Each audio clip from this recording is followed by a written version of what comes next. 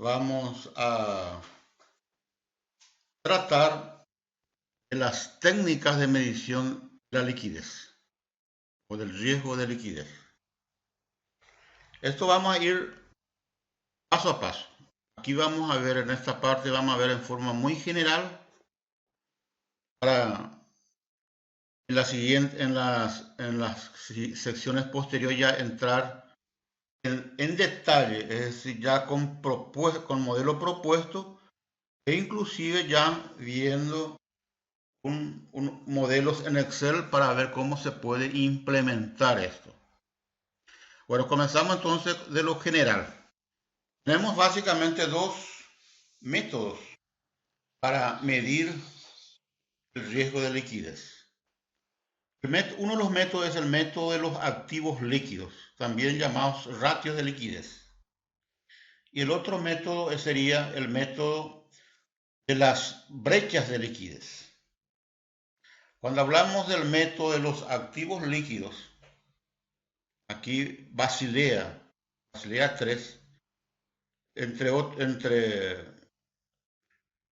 otros ratios, recomienda, lo más nuevo sería el coeficiente de cobertura de liquidez de corto plazo y otra medida que es el coeficiente de financiación estable, que es de largo plazo. Vamos a ver eso en detalle en secciones posteriores. Cuando también el comité recomienda el método de gas de liquidez para analizar el riesgo de liquidez. Acá comenzamos con el método de los activos líquidos. Es decir, para que no exista riesgo de liquidez, los activos líquidos deben superar a los pasivos volátiles. Aquí estamos viendo los pasivos volátiles. Por otro lado, vemos los activos líquidos. Esto sería una situación donde los activos líquidos son insuficientes para hacer frente a los pasivos volátiles.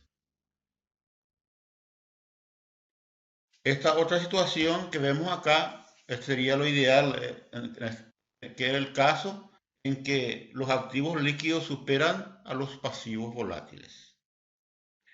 Ahora, lo importante acá es determinar qué serían los activos líquidos y qué serían los pasivos volátiles. Y aquí tenemos las principales recomendaciones de Basilea, aún Basilea 2. Aquí tenemos esta normativa sobre capital, donde ustedes saben, ¿verdad?, que tiene tres pilares, ¿verdad? Por un lado, el pilar 1, donde se determina la cantidad de capital. El pilar 2, que es precisamente el tratamiento de los riesgos que afectan a las entidades. Y el pilar 3, que sería una comunicación con el mercado. O sea, cómo evidenciar estos riesgos en los estados financieros y comunicar al mercado. Por otro lado, tenemos esta normativa, los principios sólidos de liquidez, principios sólidos de administración de riesgo de liquidez y de supervisión. Esto fue del año 2008. Aquí aparece, ¿verdad? Uno va a ver ahí que en el caso de 2008 ya tenemos 17 principios, ¿verdad?, en términos de administración de riesgo de liquidez. No, aún no vamos a ver esto porque vamos a ir tratando de a poco en las diferentes secciones, porque va a ser muy aburrida entrar en estos detalles, ¿verdad? Bueno, comenzamos entonces con los ratios de liquidez. Acá tenemos el primer ratio de liquidez que en el caso de la normativa peruana y que aparece como anexo 2 de esa norma, anexo 5A de esa normativa, por un lado coloca aquí confronta activos líquidos frente a los pasivos a corto plazo. Y aquí define lo que serían los activos líquidos y qué serían los pasivos a corto plazo, y está indicando que esta relación debe ser mayor o igual al 8%. Por ejemplo, en el caso de activos líquidos podemos ver acá caja y fondos fijos, los recursos disponibles en el Banco Central en concepto, por ejemplo, los encajes legales, los depósitos realizados en bancos del exterior de primera línea, los fondos interbancarios netos, deudores o activos, títulos representativos de deuda negociable emitidos por el Banco Central o por el Tesoro, certificados de depósito emitidos por las entidades financieras,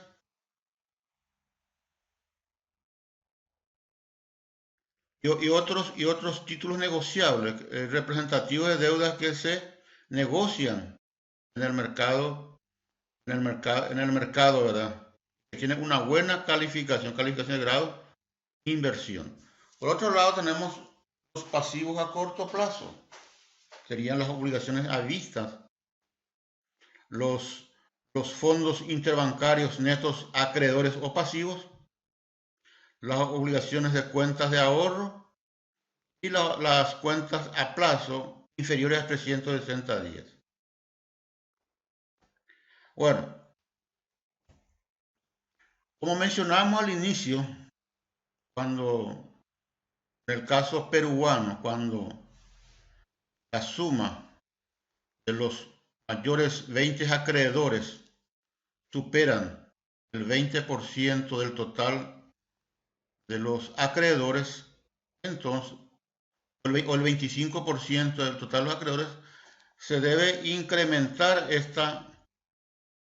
este cociente del 8 al 10%. Aquí tenemos las deudas con los 20 mayores acreedores.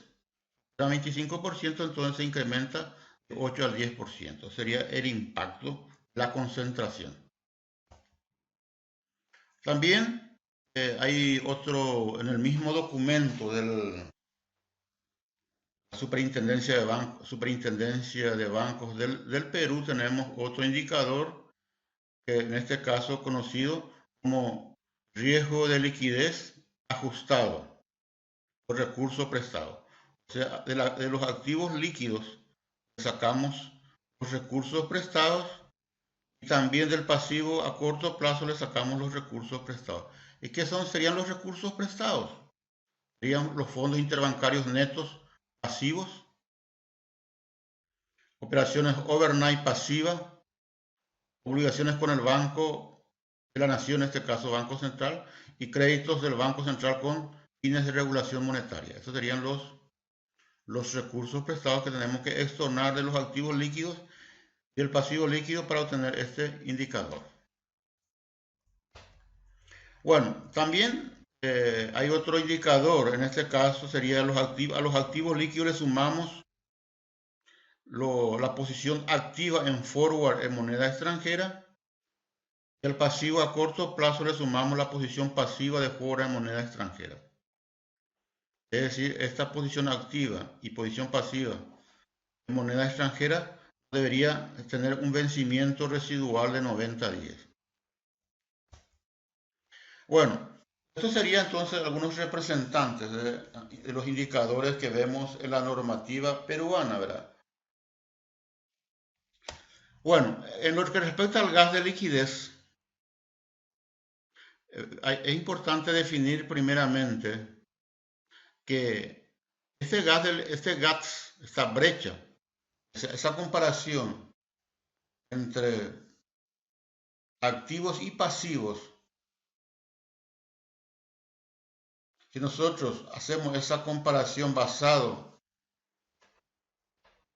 en los montos que se reprecian, nos encontraríamos con el gas de sensibilidad, con el problema o con el riesgo de liquidez.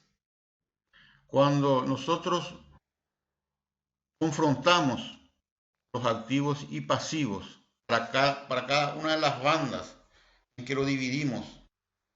Para el futuro entonces nos encontraríamos con el GAT de liquidez. Esto es lo que nos interesa ahora, es decir, calcular el GAT basado en montos que vencen. Y ahí ya comenzamos con algunos problemas, ¿verdad? Primeramente los préstamos, ya tenemos dos tipos, normalmente tenemos dos tipos de préstamos. Préstamos que tienen un vencimiento determinado, ¿verdad? Y que se paga el capital y los intereses a ese vencimiento, y lo que se llama, lo tenemos lo que préstamos en cuotas. ¿Cuál considerar? Es decir, cuando hablamos de vencimientos de cuota, los préstamos amortizados, lógicamente lo que más correcto es colocar, ¿verdad?, esos vencimientos de las cuotas en las diferentes bandas de tiempo. La idea acá es calcular el GAT por vencimiento exacto de obligaciones. Bueno, este es uno de los problemitas, ¿verdad?, ya que tenemos ahí, ¿qué hacemos con los préstamos amortizables, ¿verdad?, que tienen varias cuotas y que vencen algunas, ¿verdad? Solamente llevar en cuenta entonces las cuotas que están venciendo.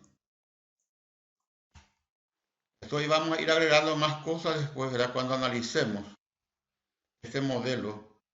Y aquí el segundo modelo, este modelo que aparece acá, es la cuestión de cómo la normativa, en este caso peruana, implementa este modelo de GAT de liquidez.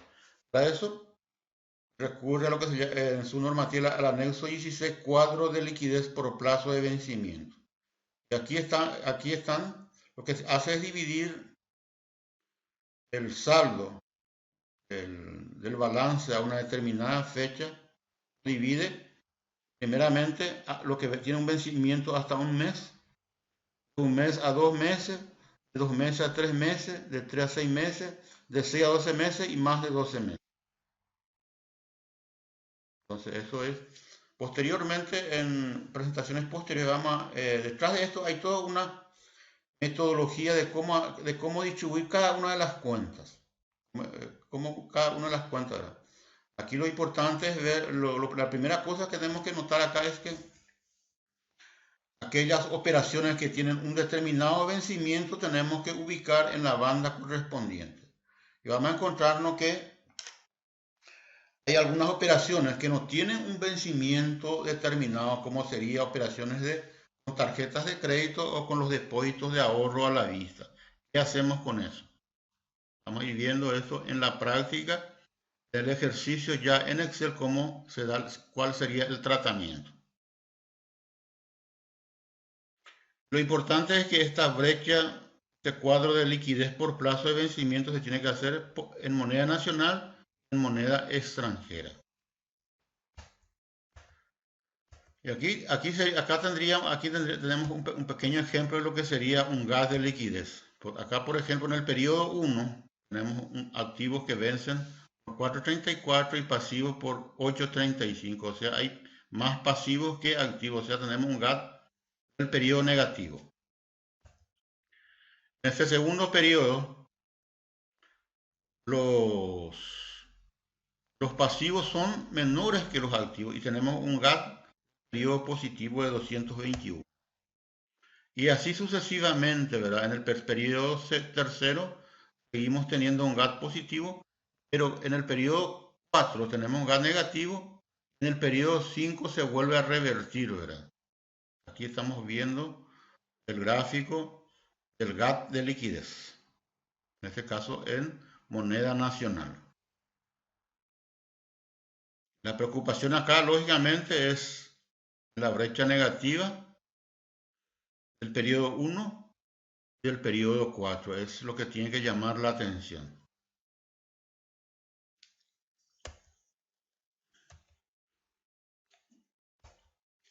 Bueno, ahora, ahora podemos ver, ¿verdad?, el detalle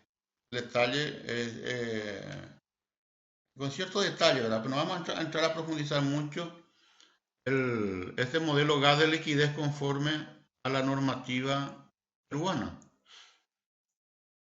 Estoy tomando la normativa peruana porque encuentro un poquito más fácil, si bien está bien documentada, y también es relativamente fácil. Y una gran ventaja es que es bastante nueva y bien adaptada a lo que Basilea 3 está recomendando. Bueno, lo primero que pide esa, en este caso el anexo 15, el anexo, el anexo, el anexo, vamos a ver qué anexo es.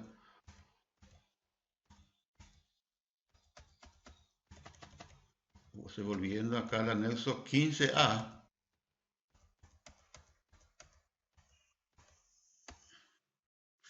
Es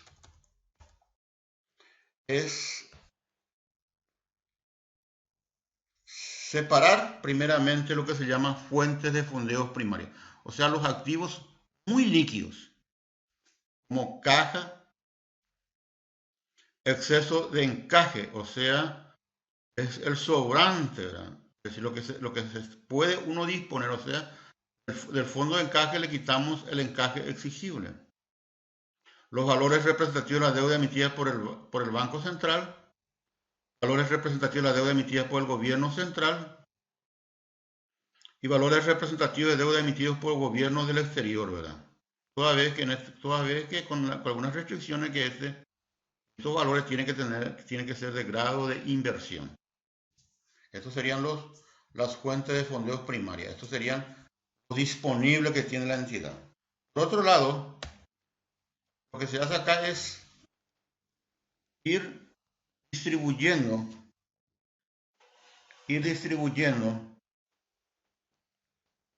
los activos y pasivos en diferentes bandas de tiempo, comenzando con el mes 1, así como el mes 2, y hasta llegar de 6 a 12 meses y más de 12 meses. Y tenemos acá las diferentes cuentas. Este disponible, lógicamente acá no hay que incorporar lo que está ya considerado como activo de alta liquidez. Un ejemplo sería el exceso del encaje legal no estaría acá, ¿verdad? Los, ni los valores emitidos por el Banco Central. Y esto lógicamente se distribuye conforme, la primera distribución conforme al vencimiento. Tenemos acá disponible fondos interbancarios, inversiones negociables, créditos, cuentas a cobrar, bienes realizables. Bueno, lo que se llama acá los derivados entregables. ¿Qué serían los derivados entregables? Sería lo que mencionábamos acá, forward, ¿verdad? Forward activos hasta los forward, el vencimiento que tiene, ¿verdad? Por otro lado tenemos el pasivo, obligaciones a vista. Lógicamente es un problema cómo distribuir, vamos a ver cómo hacer esto. Obligaciones por cuenta de ahorro que tienen la misma característica, solamente aquí las obligaciones por cuenta de plazo tienen vencimiento. Fondos interbancarios también normalmente tienen un vencimiento. Bueno, como ven ustedes acá en la fórmula, nosotros tenemos acá el total de 1, que es el total de activos. Acá tenemos el 2, que es el total de pasivos. La brecha sería 1 menos 2. Después viene la brecha acumulada, que en el caso del primer mes va a coincidir con la brecha del periodo, pero para el segundo mes ya tendríamos que sumar la brecha del segundo mes, la brecha del primer mes, sería la brecha acumulada. Un ratio importante es comparar esta brecha acumulada con el patrimonio efectivo. Bueno, ahora, ¿dónde entra? ¿Dónde entra en nuestro modelo esta fuente de fondeos primarias? Nosotros tenemos que mirar acá cuando la brecha acumulada es negativa en un determinado periodo. Tenemos que confrontar esto con la liquidez disponible, los fondeos, las fuentes de fondeos primarias. Si tenemos una liquidez, una brecha negativa, brecha acumulada negativa, pero tenemos una fuente de fondeo que supera esa brecha negativa, no hay problema. Pero las cosas se complican cuando esa brecha acumulada negativa supera a la fuente primaria de liquidez. Ahí quiere decir que no estamos teniendo recursos suficientes. Esto vamos a ver bien en los modelos que vamos a presentar. Bueno, acá hay números, podemos ver acá, para tomar solamente para ejemplos, ¿verdad? Para hasta 6 a 12 meses, de 6 a 12 meses, vemos que tenemos una brecha en moneda nacional, una brecha positiva. La acumulada también es positiva, ¿verdad? Aquí está el índice, ¿verdad? Acá, como vemos acá, tenemos un total de 5.434 de brecha acumulada positiva. En este caso no hay por qué preocuparse. Tal vez tendríamos que preocuparnos acá en el mes 2, digo en el mes 1, del mes 1 al mes 2 y del mes 2 al mes 3, donde la brecha acumulada es negativa. Entonces, tenemos que comparar esta brecha con la cantidad de activo de primera línea disponible. Si esta brecha es menor que esa cantidad de activos, no hay problema. Pero si esta brecha es mayor que ese activo muy líquido, hay un problema. Esto vamos a ver después, o ya vimos, en la primera presentación se le llamaba liquidez en riesgo.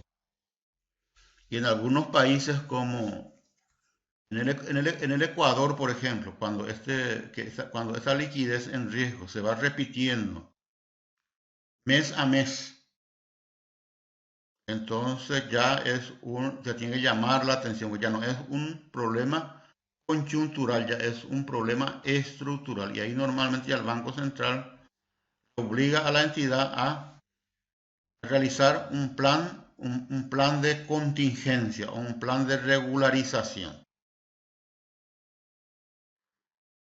Y aquí en el gráfico podemos ver muy bien, ¿verdad?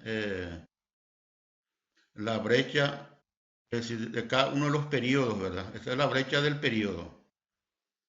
En amarillo tenemos la moneda nacional y en azul la moneda extranjera. Vemos, básicamente, hay brecha negativa, la primera y segunda banda. A partir de la tercera se comienza a revertir. Para después finalmente volver a, por ejemplo, el caso de moneda extranjera, a volver a ser negativa, ¿verdad? Acá tenemos, esto sería la brecha acumulada con respecto a la brecha acumulada por moneda. Vemos, la preocupación sería, es decir, en este periodo, en esta banda y esta banda, ¿verdad? Después, en la cuarta banda hay una reversión, la brecha acumulada en moneda nacional, pero en moneda extranjera sigue siendo negativa, ¿verdad? Es aquí donde tenemos que comparar estas brechas acumuladas con los disponibles de primera calidad.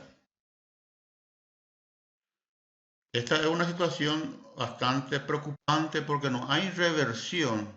Solamente la parte de liquidez en moneda extranjera se está revirtiendo, pero la liquidez en moneda extranjera no se revierte. Debe llamar la atención. Este es un indicador que compara la brecha acumulada con el patrimonio efectivo. Bueno,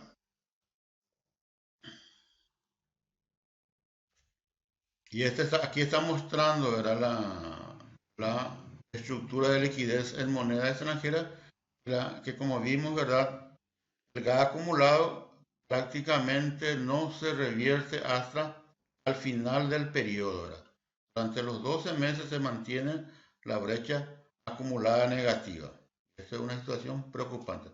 Solo se revierte más de 12 meses, pero ya a esa altura la empresa muy bien puede haber tenido ya problemas de liquidez. Hay que, como ese eh, viejo refrán, hay que sobrevivir en el corto plazo para alcanzar el largo plazo, ¿verdad? Eso acá nos está dando para las monedas, para la liquidez en moneda extranjera. Bueno, otro punto importante que vamos a ver después también, cuando hablamos de medición del riesgo de liquidez, es que ese riesgo de liquidez hay que medirlo en condiciones normales y en condiciones de estrés. Lo que nosotros medimos anteriormente era en condiciones normales, ¿verdad? Y también hay que medirlo en condiciones de estrés. Y si hay un estrés, hay que elaborar lo que se llama plan de contingencia. Esto también en la normativa peruana está, está mostrando, ¿verdad?, cómo realizar la simulación de escenario de estrés y el plan de contingencia, ¿verdad? Aquí está colocando algunos conceptos que hay que llevar en cuenta, ¿verdad? O sea, como mencionábamos, hay que elaborar, ¿verdad? Hay que elaborar, hay que aplicar este modelo que vimos de cuadro de vencimiento en condiciones normales como en condiciones de estrés. En el caso de los activos, aquí se presenta el problema de cómo asignar las cuentas a vista, como serían los préstamos de tarjetas, eh, cuenta a vista, en este caso sería como serían los depósitos a la vista y de cuentas de ahorro. Se asignan a las bandas, porque sabemos eso por práctica, que una parte de esos recursos salen, se retiran y otra parte quedan. Si no, todas las entidades serían inviables. Si todos esos recursos salieran, ¿verdad? Las entidades financieras serían inviables. Ellos pueden otorgar préstamos, a un plazo de préstamo a un año, 2 años, porque saben que una parte de los depósitos a la vista y de ahorro no van a salir. Es como si fuera un capital permanente. Y principalmente también es importante, esto se aplica bastante a los depósitos, a los 20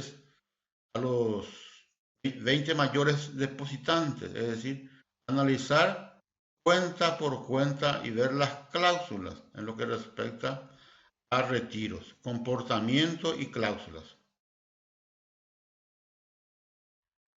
Por el lado del activo, también es importante llevar en cuenta que una parte de los créditos, de las recuperaciones, van a ser retrasadas. Es decir, aquí aparece el problema de morosidad y el problema es que hay que hacer una proyección del comportamiento de nuestra brecha de liquidez a un incremento de la morosidad en determinadas bandas. Eso implica que una parte no se va a recibir.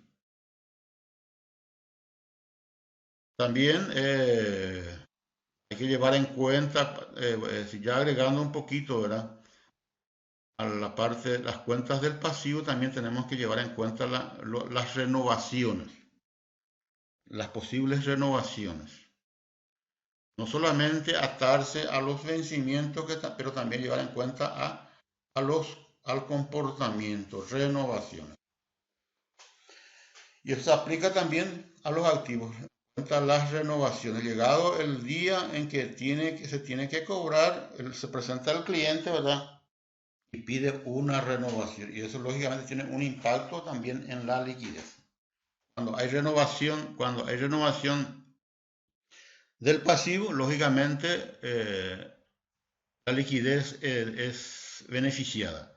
Cuando hay una renovación de los créditos, la liquidez es perjudicada. También es importante también llevar en cuenta acá, ir viendo esto en el ejemplo, ¿verdad? La posibilidad de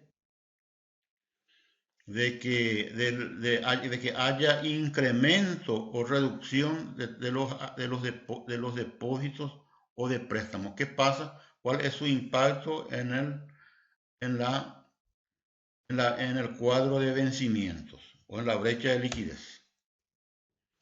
Bueno, para ir terminando esto, es importante ver, ¿verdad? La relación que existe entre... Estos son eventos que pueden ocurrir, es decir, puede existir un evento de situación normal, de estacionalidad, de crisis leve, crisis grave, crisis de reputación grave. Esos son eventos que le pueden afectar, ¿verdad? Eventos de riesgo que pueden presentarse. Y cada uno tiene una probabilidad de ocurrencia como una severidad. Es decir, la probabilidad que exista estacionalidad tiene una alta probabilidad, pero su impacto no es muy grande.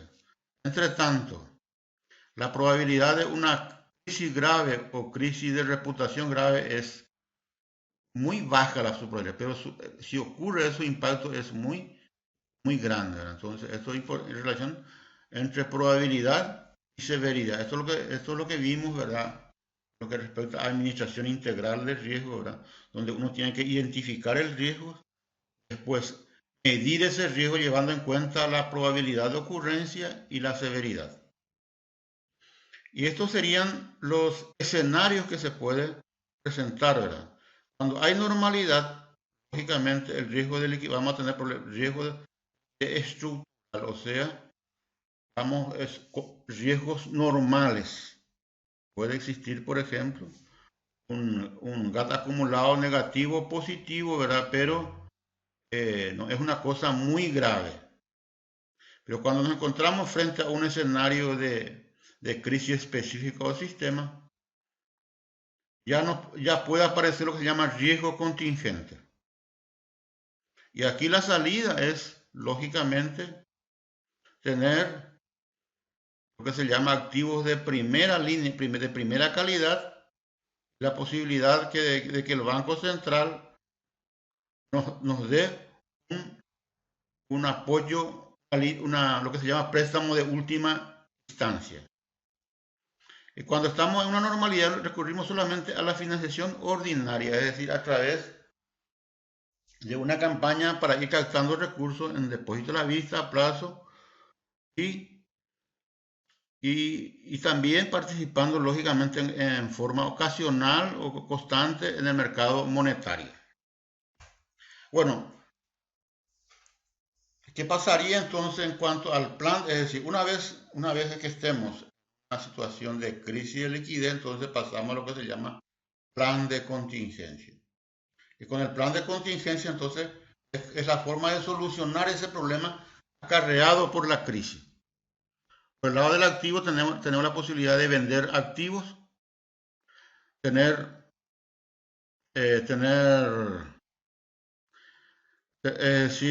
y por el lado del pasivo, por ejemplo, podemos acudir al mercado interbancario. Esas serían las dos salidas más rápidas, ¿verdad? También es importante no vender, tener la opción de vender activos para satisfacer las necesidades de liquidez. Es decir, en la práctica, cuando estemos frente a una situación de crisis, elaboramos un plan de contingencia, entonces tenemos la salida de cómo solucionamos, vendiendo activos de forma rápida o muchas veces tenemos que reducir, ¿verdad?, las líneas de créditos otorgados a empresas, suspender momentáneamente el otorgamiento de nuevos créditos. También, y por el lado del pasivo, lógicamente, el recurrir al mercado interbancario y son las salidas más rápidas. Bueno, esto para ir terminando, acá tenemos los dos modelos, los dos índices recomendados por Basilea que vamos a ver en detalle posteriormente, ¿verdad? Tenemos el primer del coeficiente de cobertura de liquidez, donde está comparando los activos líquidos de alta calidad que vimos anteriormente en relación a las salidas netas de efectivo durante 30 días. Esto debe ser superior al 100%. ¿Esto qué indica esto? Es decir, la entidad tiene recursos suficientes para hacer frente a una salida neta de efectivo durante 30 días. Y el segundo coeficiente es el coeficiente de financiación estable. Lo que se busca acá es que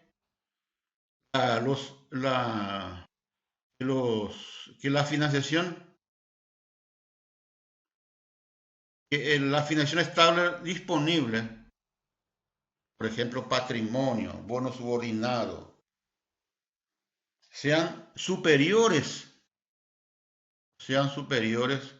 al volumen de financiación estable requerida. Y debe ser superior al 100%. Eso también vamos a ver en detalle el significado. Ahora, lo que se busca aquí es, lógicamente, ver si las necesidades de financiación requerida esté siendo financiado con recursos estables. Esto, ahí en términos de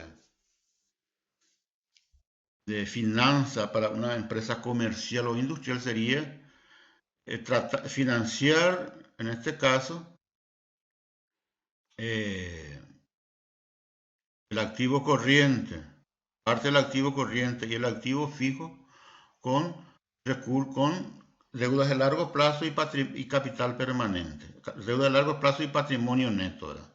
O sea, no financiar, por ejemplo, activo fijo con un préstamo bancario de corto plazo. Es lo que está buscando este índice.